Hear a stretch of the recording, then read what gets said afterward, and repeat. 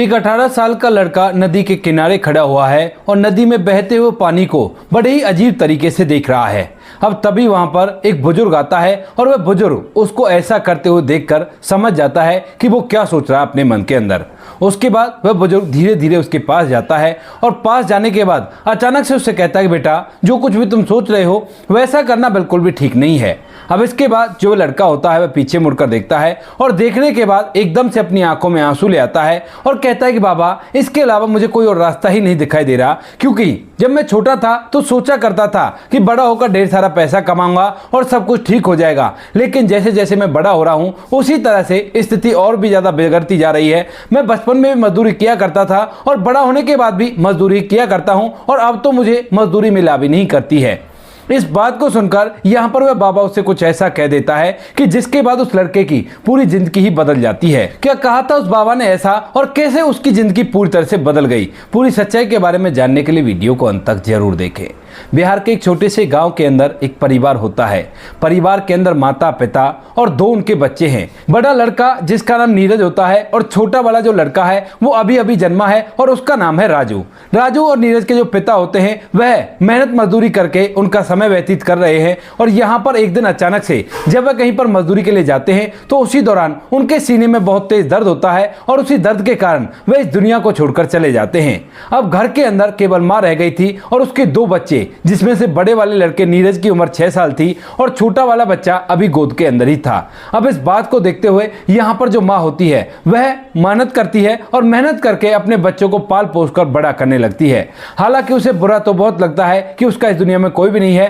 लेकिन जैसे तैसे करके उसे अपने बच्चों को पालना है और इसी वजह से वह दूसरों के खेतों में मजदूरी तक करने के लिए जाया करती है। बड़ा लड़का जिसकी पढ़ने की उम्र हो गई थी, लेकिन यहाँ पर जब माँ मेहनत करने के लिए जाया करती है तो उसे कम मजदूरी मिला करती है, लेकिन जब 6 साल का बच्चा उसके साथ मिलकर काम करवाया करता है तो वहां पर उसे थोड़ी फालतू मजदूरी मिल जाती है, क्योंकि बच्चे के सहारे से वह ज्यादा काम कर लिया करती है। तो इसी वजह से वह अपने बच्चे नीरज को पढ़ाने का ख्याल अपने दिमाग से निकाल देती है, क्योंकि उनका समय व्यतीत करने के लिए उन्हें पैसे चाहिए थे और पैसे आते मजदूरी करके। यहाँ पर इनके पास एक टूटा फूटा कच्चा मकान है जिसके अंदर माँ और दोनों बेटे रहा करते हैं। तो माँ उस घर को चलाने के लिए यहाँ पर अपने बेटे को मजदूरी के लिए ले जाने लगती है और अपने छोटे बच्चे को भी कपड़े से बांधकर अपनी पीठ पर लाद दिया करती और उसी के साथ मजदूरी किया करती। बेटा अभी काफी छोटा है, लेकिन जिस तरह से वो मजदूरी किया करता है और जहां पर उसकी मां मजदूरी करने के लिए जाया करती है वहां के लोगों की बातों को सुन सुनकर वह बहुत कुछ सीखने लगा है, क्योंकि कभी कभी इसकी मां को ज्यादा मजदूरी देने से मना कर दिया जाता था। जब पूरा दिन भर नीरज उसके साथ लगा रहा करता तो मां उनसे जब कहा करती कि मेरे बेटे ने भी काम किया है तो उसके बाद वो उसे बड़ी बुरी बातें कहने लगते हैं और कहते हैं कि मांगने खाने उठा रखा है और इस तरह से बच्चे को लेकर आ जाती है। लेकिन बातों को सुनने के बाद जो माँ होती है वह अपनी आंखों में आंसू तो ले आती है, लेकिन उसके बाद भी वह अपने जीवन को इसी तरह से जीती रहती है, क्योंकि बच्चों का पेट पालना है। माँ एक बहुत ही सच्चा योद्धा हुआ करती है दोस्तों, और इस कहानी के अंदर यह साफ साफ दर्शाया जा रहा है। एक बच्चा पीठ पे और एक बच्चे को साथ लेकर वह दिन भर मजदूरी किया करती और शाम के समय बच्चों के लिए खाना पीना बनाकर उन्हें खिला पिलाकर सुला दिया करती। अगले दिन फिर से एक जंग जारी होती थी, जिस जंग के अंदर मां फिर से लड़ाई किया करती इस समाज से और उन लोगों से जो लोग उसे कम पैसे दिया करते थे, लेकिन यहां पर मां ज्यादा पैसों की मोहताज हुआ करती। धीरे धीरे समय बीतता है और समय के साथ साथ यह बच्चा अब इतना बड़ा होने लगा है कि इसके अलग से मजदूरी के पैसे मिलने लगते हैं। यानी कि यहां पर इन बातों को 6 साल बीत जाते हैं और 6 साल बाद यहां पर जो नीरज होता है वह खुद से मेहनत मजदूरी करने लगा है और मेहनत मजदूरी करके अपनी मां से कह देता है कि मां अब तुम घर पर रहो और मैं खुद से मेहनत मजदूरी करूंगा और तुम्हारा और भाई का पेट में पाल दूंगा। इसके बाद मां कहती है कि ठीक है बेटा, कोई बात नहीं, लेकिन यहां पर इसके बाद भी जो मां होती है वह काम धंधे को नहीं छोड़ती है और इधर उधर छोटा मोटा काम करके थोड़े बहुत पैसे खुद भी कमा लिया करती है। बेटा अलग से पैसे कमाया करता है और मां अलग से पैसे कमाया करती है। इन पैसों में से जो बेटा कमाया करता उन पैसों से घर का गुजारा हो जाया करता और जो मां कमाया करती उन पैसों को इकट्ठा करने लगती है और सोचती है कि सबसे पहले तो हमें एक पक्का मकान चाहिए, क्योंकि बारिश के समय में यह मकान टपका करता है और घर के जितने भी टूटे फूटे बर्तन होते हैं उन सभी को पूरा परिवार उस टपकती छत के नीचे लगा देता है जहां जहां से पानी आया करता था और वो बर्तन भर जाया करते थे। तो पूरी रात भर उन्हें बैठकर इन बर्तनों को व्यवस्थित करना होता था। माँ इसी वजह से पैसा इकट्ठा करती है और धीरे धीरे अब इन बातों को लगभग 4 साल बीत जाते हैं। यानी कि यहाँ पर अब नीरज की उम्र 16 साल हो गई थी और नीरज की माँ के पास लगभग 1 लाख रुपए इकट्ठा हो गए हैं, जिनसे वो अपना एक पक्का छोटा सा मकान बना सकती है जिसके अंदर बच्चों को लेकर रह सकती करती है। तो इसी वजह से यहाँ पर जो नीरज की माँ होती है वह अपने बेटे से बात करती है, कहती है कि बेटा देखो मैंने इतने पैसे इकट्ठा कर लिए हैं और इन पैसों से अब हम लोग पक्का मकान बनाएंगे। इस बात को सुनकर नीरज भी बड़ा ही खुश होता है और सोचता है कि हम लोग भी औरों की तरह पक्के मकान में रहेंगे, क्योंकि अब तक अड़ोसी पड़ोसियों के सभी के ज्यादातर पक्के मकान बन गए थे, लेकिन इनका अभी तक भी वही कच्चा मकान था जिस कच्चे मकान के अंदर इनका जन्म हुआ था और उसी कच्चे मकान के अंदर ये लोग रह रहे थे। तो यहाँ पर नीरज इस बात से बड़ा ही खुश होता है और कहता है कि माँ तुमने कब कब में ये पैसे इकट्ठा कर लिए। तो उसके बाद माँ बता देती है कि बेटा इस तरह से जब तू मजदूरी के लिए मुझसे मना किया करता था तो मैं भी छोटा मोटा काम करने के लिए चली जाया करती और तेरा भाई तो ऐसे ही खेल लिया करता, अब तो वो बड़ा हो गया है। तो इसी वजह से थोड़े थोड़े करके मैंने पैसा इकट्ठा किए हैं ताकि मैं अपने बच्चों को एक पक्के मकान में रख सकूं। इसके बाद दोनों माँ बेटे थोड़ी देर तक भावुक हो जाते हैं और एक दूसरे के गले लिपटकर फूट फूट कर रोने लगते हैं। लेकिन यहाँ पर जो नीरज होता है वो कहता है कि ठीक है माँ, कुछ पैसा और मैं इकट्ठा कर देता हूँ, क्योंकि अब मुझे ज्यादा मजदूरी मिला करती है और थोड़े पैसे आप भी कमा लो ताकि हमारा और भी अच्छा मकान बन सके और हम सामने एक बरामदा भी बनवाएंगे। अब इस बात को सुनकर माँ कहती है कि ठीक है बेटा, अगर ऐसी बात है तो कुछ दिनों और मैं ऐसा ही काम कर देती हूँ और तुम भी काम करते रहो। ऐसा कहकर माँ ऐसे ही काम करने लगती है। लेकिन इस बात के लगभग 15 दिन बाद ही अचानक से माँ की तबीयत खराब रहने लगती है और जब बड़ा बेटा नीरज उसे ले जाकर हॉस्पिटल में दिखाता है तो डॉक्टर साहब चेकअप करने के बाद उसे बताते हैं कि तुम्हारी माँ का एक छोटा सा ऑपरेशन करना होगा और उस ऑपरेशन के लिए तकरीबन 90,000 रुपए चाहिए होंगे। अगर तुम अपनी माँ का ऑपरेशन नहीं कराते हो तो बहुत जल्द ये इस दुनिया को छोड़कर चली जाएगी। इस बात को सुनकर नीरज को केवल माँ का ही सहारा था और वह झट से डॉक्टर साहब से हामी भर लेता है, क्योंकि उसे पता है कि घर के अंदर 1 लाख रुपए जमा है। लेकिन माँ मना करती है, कहती है कि नहीं बेटा, उन पैसों को मैंने तुम्हारे मकान बनाने के लिए जोड़ा है और तुम उन पैसों को नहीं दे सकते। लेकिन यहाँ पर नीरज मना कर देता है, कहता है कि माँ आप जरूरी हो और आप रहोगी तो ऐसे पैसे और भी ज्यादा इकट्ठा कर सकते हैं, और वैसे भी वो सारे पैसे तो आपने इकट्ठा किए हैं और आपकी देखरेख में अगर वो लग जाएं तो कोई भी दिक्कत नहीं है। इसके बाद यहाँ पर जो नीरज होता है उन पैसों को लाकर डॉक्टर साहब को दे देता है और उसकी माँ का वो ऑपरेशन हो जाता है। लेकिन ऑपरेशन होने के बाद भी वो जो बीमारी, जिस बीमारी का वो ऑपरेशन किया गया था, वो पूरी तरह से ठीक नहीं होती है और बार बार वो बीमारी का जो दर्द होता है वो उसकी माँ को होने लगता है। अब नीरज अपनी माँ को दिखाता है और पैसे लगाता रहता है। जो 10,000 रुपए बचे थे वो सारे पैसे भी लग गए थे और ऊपर से अब वह जितना भी रोज कमाया करता वह सारे पैसे माँ की दवाई में ही चले जाया करते और भाइयों के घर में खाने पीने का भी इंतजाम नहीं रहता है। इसके बाद जो नीरज होता है वो शाम के समय भी अलग से काम करने लगता है, लेकिन इस काम से भी उनकी पूर्ति नहीं पड़ती है और जैसे तैसे करके उनका गुजारा होता है। वो तो भला हो कि वो लोग गांव में थे और गांव के अड़ोस पड़ोस वाले लोग उनकी जब ऐसी कंडीशन देखते हैं तो उनको थोड़ा बहुत सहारा दे देते हैं। लेकिन इसी बीच कभी कभी ऐसा होता है कि नीरज को मजदूरी नहीं मिलती है, क्योंकि अब गांव के अंदर ज्यादातर मशीनें आ गई थी काम करने के लिए और मशीनों के चलते मजदूरों को कम ही काम मिला करता है और जो भी थोड़ा बहुत मजदूरों का काम हुआ करता उसके लिए मजदूर पहले से हुआ करते हैं। अब यह बात देखकर यहाँ पर जो नीरज होता है वह काफी ज्यादा परेशान होता है और सभी से रिक्वेस्ट करने लगता है। कहता है कि चाचा मुझे काम दिला दो,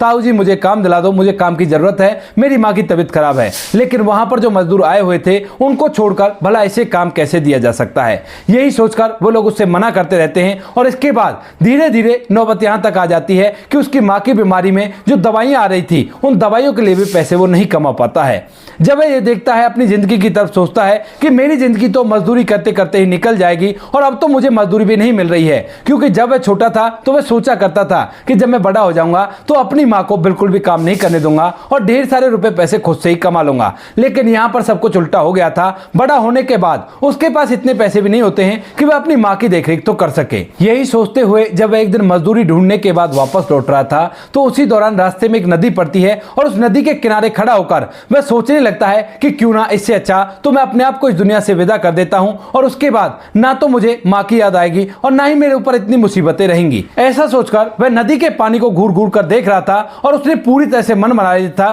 कि वह अब अपने आप को इस दुनिया से विदा करेगा। लेकिन जैसे ही वो उसमें छलांग लगाने वाला होता है तो उसी दौरान उसे अपने छोटे भाई राजू की याद आ जाती है, क्योंकि दोनों भाइयों में बड़ा ही प्यार था और यहाँ पर जब भी कभी नीरज घर जाया करता तो उसका भाई झट से उसे गले लगाया करता और कहा करता कि भैया तुम आ गए, मेरे लिए कुछ लेकर नहीं आए। तो यहाँ पर जब उसकी मजदूरी लग जाती थी तो उस टाइम तो वह उसके लिए लेकर जाया करता था, लेकिन जब नहीं लगती थी तो उसके बाद उसे कह दिया करता कि छोटे कल लेकर आऊंगा। अब भाई का चेहरा याद आते ही एकदम से वो अपना इरादा बदल देता है और वहीं पर खड़ा खड़ा सोचने लगता है। लेकिन तभी एक बुजुर्ग व्यक्ति उसको ऐसा करते हुए देख लेता है और वह समझ जाता है कि सच में ही ये कुछ गलत करना चाहता है और तभी वह उसके पीछे अगर कहने लगता है कि बेटा जो कुछ तुम करना चाहते हो वैसा बिल्कुल भी मत करना, क्योंकि ये बहुत ही गलत बात हुआ करती है। अब इसके बाद नीरज पीछे मुड़ता है तो सामने सामने बुजुर्ग व्यक्ति खड़ा हुआ था जो कि उन्हीं के गांव का था और वह ज्यादातर गांव से बाहर इधर उधर घूमा करता था कि मानो वो एक साधु हो, लेकिन साधु का लिबास उसका बिल्कुल भी नहीं था और लोगों के साथ अच्छी तरह से बातें किया करता था। दरअसल इसका इस दुनिया में कोई भी नहीं है, तो इसी वजह से ये ऐसे घूमता रहा करता है और जहां पर भी कुछ खाने पीने के लिए मिल जाए वहीं पर खा लेता है और मस्ती में अपनी मस्त रहा करता है। अब जो नीरज होता है वो कहने लगता है कि बाबा फिर मैं क्या करूं, क्योंकि मेरी जिंदगी हुई इस तरह की गई है। मैंने बचपन में सोचा था कि बड़ा होकर अच्छा खासा पैसा कमाऊंगा और अपनी माँ को बिल्कुल भी काम करने नहीं दूंगा, लेकिन काम का तो छोड़ो, मेरी माँ की तबीयत इतनी खराब हो गई है कि मैं उनकी बीमारी के लिए पैसे भी नहीं ला सकता और ऊपर से मेरा छोटा भाई जो कि मेरी जिम्मेवारी है उस जिम्मेवारी को मैं नहीं निभा पा रहा हूं। इसके बाद यहाँ पर जो बुजुर्ग व्यक्ति होता है उससे बातचीत करता है और बातचीत के दौरान उसे समझा देता है कि जो कुछ भी हुआ करता है उसमें तुम्हारा कोई दोष नहीं होता है। इंसान को केवल कोशिश करनी होती है, वो सफल हो या ना हो ये तो ऊपर वाले की मर्जी हुआ करती है। हाँ, तुम केवल इतना कर सकते हो कि नए नए अवसर ढूंढ सकते हो पैसे कमाने के लिए और उसके बाद शायद तुम्हारी समस्या का समाधान हो जाए। इन सभी बातों को सुनकर नीरज को समझ में आ जाता है कि बाबा जो कह रहा वो सही है और मुझे नए नए अवसर ढूंढने चाहिए सफलता के लिए। और इसी वजह से वह कहता है कि ठीक है बाबा, अगर आप कहते हो तो एक बार कोशिश करके देखता हूं, क्योंकि ये दुनिया है और दुनिया में ढेर सारे काम है पैसे कमाने के लिए और उन सभी का मैं उपयोग करूंगा। जो काम मुझे अच्छा लगेगा उसी काम पर मैं लग जाऊंगा। ऐसा कहकर नीरज वहां से अपने घर लौट जाता है और अब तक खाने पीने का इंतजाम तो हो गया था, लेकिन उसकी मां की दवाइयों का इंतजाम नहीं हो पाया था। फिलहाल तो रात भर जैसे तैसे वो काट लेता है, लेकिन दूसरे दिन उठते ही जैसे वो मजदूरी के लिए जाता है तो आज भी उसे कहीं भी मजदूरी नहीं मिलती है। तो इसके बाद उसे उस बुजुर्ग व्यक्ति की बातें याद आती हैं और वह सोचने लगता है कि कोई बात नहीं, मैं अपने लिए कोई काम देखता हूं, अगर कोई अच्छा काम होगा तो उस काम को मैं खुद से करूंगा और अच्छा खासा पैसा कमाऊंगा। ऐसा करते हुए गांव में इधर उधर घूमने लगता है तो एक गली होती है गांव के अंदर जिसे बनियों वाली गली कहा जाता है, यानी कि वहां पर ज्यादातर दुकानदार रहा करते थे और वह दुकानदारी किया करते थे। तो वहां पर चलते चलते वह ढेर सारी दुकानों को देखता है और देखने के बाद उनके पास रुकता भी है, लेकिन जब देखता है कि इस दुकान के अंदर काफी सारे पैसे लगे हैं तो उसके बाद वह हिम्मत हार जाता है और ऐसे ही करते करते वह गांव के कुम्हार के पास चला जाता है जो कि मिट्टी के बर्तन बना रहा था। और जब वह उसको देखता है तो सोचने लगता है कि इसमें तो केवल मिट्टी लगा करती है और एक ये पहिया सा चाहिए होता है, इससे तो मैं कर सकता हूं। लेकिन जब उसकी कला को देखता है तो देखने के बाद उसे समझ में आ जाता है कि यह काम मेरे बस का बिल्कुल भी नहीं है। इस बात को सोचकर वह वहां से भी उठकर आगे की तरफ चला जाता है और तभी घूमते घूमते गांव के एक चौराहे पर चला जाता है जहां पर पीपल के पेड़ के नीचे एक कुर्सी रखी हुई है और उसके सामने एक छोटा सा आईना है और वहीं पर एक नाई लोगों के बाल काट रहा है। अब इसे देखने के बाद वह बैठकर उसे देखने लगता है और थोड़ी देर देखने के बाद वह सोचता है कि काम तो ये ठीक है, लेकिन इस काम को करने के लिए थोड़ी मेहनत और लगन चाहिए होगी और उसके बाद ये काम आ सकता है और उसके लिए काफी टाइम लग सकता है, क्योंकि जिस तरह से हाथ चलाया करता है उस तरह से हाथ चलाने में काफी ज्यादा टाइम लग जाएगा। ऐसा सोचकर वह वहां से जाने लगता है, लेकिन तभी जो नाई होता है वो उसको पूरी तरह से देख रहा था और देखने के बाद उसके मन की मनसा को समझ रहा था, क्योंकि जिस तरह से उसके हाथों की तरफ देख रहा था, काम करने के तरीके को देख रहा था, तो वह समझ रहा था कि शायद ये ऐसा काम करना चाहता है। नाई उसे रोकता, रोकने के बाद पूछने लगता है कि क्या हुआ बेटा, तुम यहाँ से इस तरह से क्यों जा रहे हो, क्या तुम्हें बाल कटवाने हैं? तभी जो नीरज होता है वो मना करता है, कहता है कि नहीं, मुझे बाल नहीं कटवाने, मैं तो आपका काम देखने के लिए आया था और मैं सोच रहा था क्या ये काम मैं भी कर सकता हूँ। तो इस बात को सुनकर यहाँ पर जो नाई होता है वो एकदम से खुश होता है और कहता है कि हाँ बेटा, ये काम तुम कर सकते हो, इसमें कोई बुराई नहीं है, क्योंकि इस काम से मेरा पेट पल जाता है तो तुम्हारा घर परिवार भी पल जाएगा, कोई भी परेशानी नहीं होने वाली। अब इस बात को सुनकर यहाँ पर जो नीरज होता है वो कहने लगता है कि लेकिन इस काम को करने में तो काफी ज्यादा मेहनत लगती है और फिर अगर मैं इस गांव के अंदर ये काम करूंगा तो उसके बाद आपका काम भी कम पड़ जाएगा और मुझे भी कम रोजगार मिलेगा। तभी यहाँ पर जो नाई होता है वो कहने लगता है कि दरअसल मैंने शहर में बात कर रखी है और मुझे शहर में काम करने के लिए बुलाया गया है, वहां पर अच्छे खासे पैसे मिला करते हैं, लेकिन गांव वालों की तरफ देखकर मैं वहां पर जा नहीं पा रहा हूं। अगर तुम इस काम को सीखना चाहते हो तो मैं तुम्हें इस काम को सिखा दूंगा और उसके बाद तुम यहीं पर इस काम को करते रहना और मैं तो शहर में जाकर अच्छा खासा पैसा कमाऊंगा। अब इस बात को सुनने के बाद जो नीरज होता है थोड़ी देर तक सोचता है और सोचने के बाद कहता है कि ठीक है, आप मुझे इस काम को सिखा दो और जब मैं इस काम को सीख जाऊं तो उसके बाद आप शहर जा सकते हो। यहाँ पर दोनों की डील हो जाती है और इसके बाद जो नाई होता है वो उससे कह देता है कि ठीक है, डेली के 1-2 घंटे तुम यहाँ पर आकर बस ये काम देखते रहना और उसके बाद तुम आराम से सीख जाओगे, क्योंकि मैंने भी ऐसे ही सीखा था। इसके बाद जो नीरज होता है वह मजदूरी पर जाया करता है और जब भी उसे टाइम मिला करता तो वह उस नाई की दुकान पर पहुंच जाया करता और वहां पर बड़ी ही गौर से लोगों की कटिंग करते हुए उस नाई को देखा करता। देख देख कर वह बहुत कुछ सीख गया था और जब वह अच्छी तरह से 15 दिन में यह सीख जाता है कि किस तरह से कैंची चला करती है, तो उसके बाद यहाँ पर जो नाई होता है उसे कटिंग करने के लिए भी देने लगता है और यहाँ पर धीरे धीरे जो नीरज होता है उस काम में पूरी तरह से परफेक्ट हो जाता है। और इन सभी चीजों में केवल 1 महीना लगा था। अब जब 1 महीने के अंदर यहाँ पर नाई को विश्वास हो जाता है कि ये आराम से कटिंग कर सकता है, तो उसके बाद यहाँ पर वह कहता है कि ठीक है, अब तुम कटिंग करना सीख गए हो तो आज से सारा सामान तुम्हारा और तुम यहाँ पर बैठकर काम करो और देखो कि तुम्हारी किस्मत कितनी जोर मारती है। इसके बाद जो नाई होता है वो जाने लगता है, लेकिन तभी नीरज उसे रोकता है और कहने लगता है कि चाचा इस तरह से आप क्यों जा रहे हो, क्योंकि मेरे पास तो पैसे भी नहीं है आपके सामान के पैसे देने के लिए। लेकिन तभी यहाँ पर जो वह नाई होता है वो कहता है कि कोई बात नहीं, जब तुम अच्छे से कमाने लगो तो उसके बाद पैसे दे देना,